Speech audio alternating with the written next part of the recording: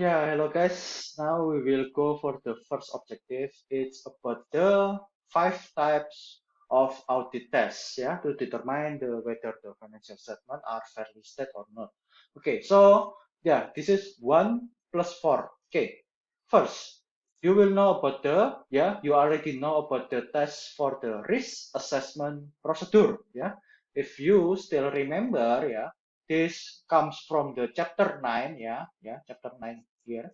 Yeah, this is the assessing the risk of the material misstatement. And for the uh, risk assessment procedure, yeah, we have five, yeah, inquiry, yeah, the analytical procedure, observation and inspection, and discussion among the engagement team members and the others risk assessment. And of course, this audit test, this risk assessment procedure to provide the understanding, yeah, because once again, you have to know your client, yeah, you have to know what kind of an entity you have to deal with, yeah, and that's why you will have to conduct the risk assessment procedure to get the better understanding of the entity. And of course, this will help you to identify and assess the risk of material misstatement. And as you still remember, this will lead you to this model, yeah, the audit risk model, yeah, PDR, yeah, equal to AAR, yeah, audit acceptance risk, yeah, and the IR, yeah, the inherent risk and the control risk, yeah. So once again, the first audit test is the risk assessment procedure to get the better understanding, the knowledge, yeah, and to help you to assess the risk of material misstatement, yes.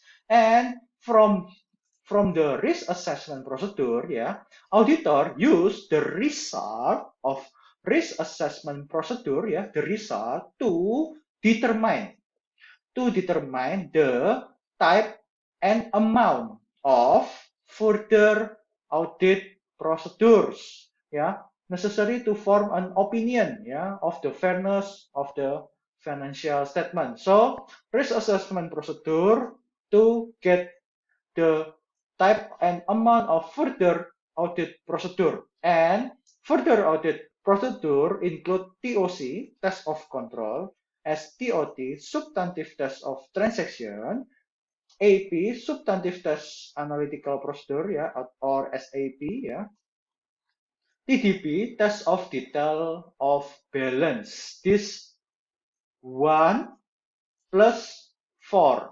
Yeah, this is the audit test. Yeah, this is from the beginning. Yeah, to get the understanding, and after that you have to, you will determine the further audit procedures. Okay, so yeah.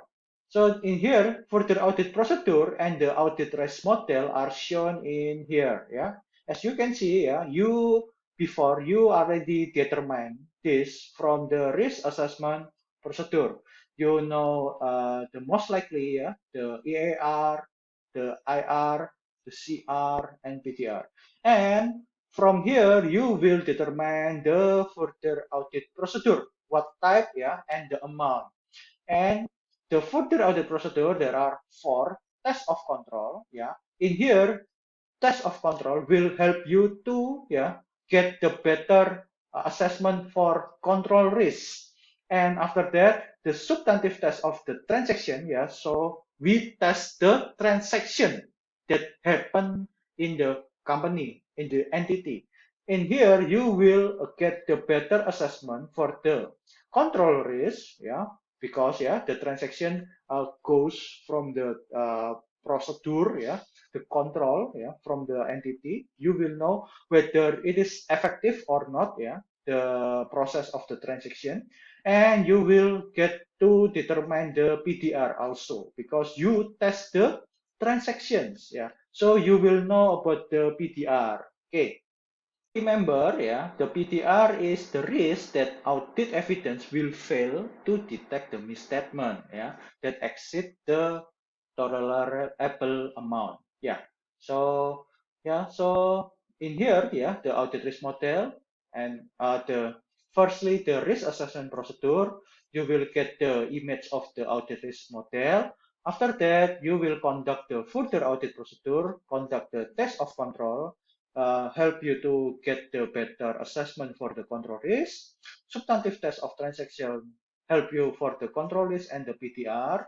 After that, substantive analytical procedure, to get the image, the condition, overall condition for the entity, the company, and of course it will help you for the PTR, and the test of detail balance, and of course this is of course for the PTR, So like you see in here, the STOT, AP, TDP is for to determine the PTR, So once again, this is for the risk, that audit evidence will fail to detect the misstatement that exceed a tolerable amount. And of course, for this four, you combine this four, you will get the sufficient and appropriate evidence. Of course, this sufficient and appropriate evidence to make a opinion. Opinion. Of course, we go to the we go for the unmodified opinion. So this is the first objective, and yes, we will yeah look for the test of control again. So test of control TOC, to obtain the sufficient appropriate evidence to support a reduced assessment of control risk. So we conduct the test of control to know the control risk. Of course, to reduce the assessment of control risk. The auditor, most likely conduct this kind of the type of audit evidence, inquiry, examine the document records and reports, observation, reperform, this four. In theory, we like an interview, for the condition for the transaction flow, in the company to the client personnel in the company. We examine the document, records, and reports. We examine these three, the document itself, the physical document, the records in the computer, in the database, and of course the reports, the final reports. And we observe the activities, the control related activities, that happens in the company, and we, this is the final year, we reperformance, we perform all of the transaction, we perform the client procedure. We do from the beginning, we accept the sales order until records, until the payment, we get the money, peak performance, the client procedure, test of controls. The amount of evidence need for the test of control depends on these two things. Okay, the extent of evidence obtained in gaining the understanding of internal control. So the extent of the evidence, and the second, the plan reduction in control risk. Once again, first, extend, seberapa luas kita membutuhkan bukti untuk mendapatkan pemahaman atas internal control. Dan yang kedua, how your plan, planning, perencanaan, dalam mengurangi resiko kontrol, dari audit plan itu bagaimana. Okay, so the role of test control is shown in here. This is the like the illustration, for the sales and collection cycles. Sales and collection cycle. This is the account receivable. So as you can see in here, this is sales. Happen from sales. We got the account receivable, and in the end we got the cash. This is the journal related to the sales and collection cycles, as you learned before, in the introduction of accounting. So in here, we talk in the audit side, audit perspective.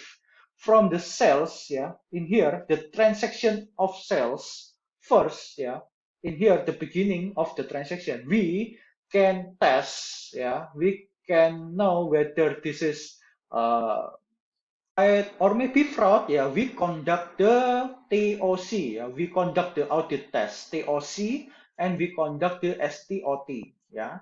After that, yeah, for the account receivable, yeah, you will record the account receivable in here, yeah. After that, when the customer, yeah, pay the money, you get the money, you get the cash, and of course, you reduce your account receivable, yeah. This is the cash receipt transaction. So there are two kind of transaction. Yeah, sales transaction, you journal the sales in credit and account receivable in debit, and cash receipt transaction, you journal the cash in debit and account receivable in credit. So in here, in this line, yeah, in this line, you can determine, you can test by the TOC and STOT. Okay. So it is like this example, yeah, I already show you, yeah, so many times. In here, this one row is for one transaction, yeah. This is for the sales transaction and the cash receipt transaction, yeah. So in here you can see it's comes start from the invoice to the sales order to the delivery ship, bill of lading, packing list, yeah. You see the flow of the transaction in here, and you see the control in here, yeah, the client control. You see the physics of the document. There is an approval, yeah, from the Tatsuoro Kawamura or not, yeah. Yeah, you see this transaction until, yeah, this transaction is paid by the customer. Yeah, you take a look at the journal. Yeah, the GL, the general ledger, the journal for the date of the account receivable and the sales date. Yeah. So this is the TOC and STOT. Yeah. STOT, the test of the transaction. TOC, yeah, the following this order of the document, the transaction, you take a look for the control activities, yeah, for this transaction. Yeah. So that's why in here you already conduct the TOC and STOT. Uh, for here, in here, you can see there is an ending balance. Now, for the ending balance, yeah, ending balance, you will conduct the test of audit for the AP, yeah, analytical procedure. Not necessary, but this is the main things is the audited by test of detail balance. Yeah, so the ending balance in the report in the financial statement is determined by the test of detail balance. We test the balance saldo cocok atau tidak, sudah sesuai atau tidak, ya. Yeah.